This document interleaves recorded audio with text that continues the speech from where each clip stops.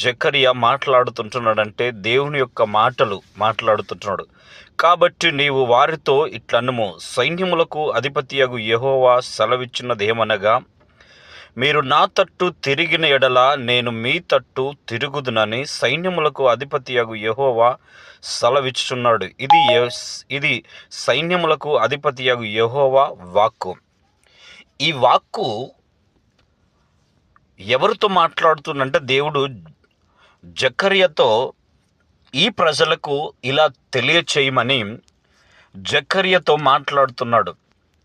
ప్రియ దేవుని బిడ్డలారా, ఈరోజు మీతో దేవుడు మాట్లాడుతున్న మాట ఏమిటంటే, పరలోక రాజ్యాన్ని నీవు అనుభవించాలంటే, ఆ రాజ్యాన్ని చూడాలంటే దేవుని యొద్దకు రండి అని అంటున్నాడు. అప్పుడు ఆయన మీ యొద్దకు రాగలుగుతున్నాడు.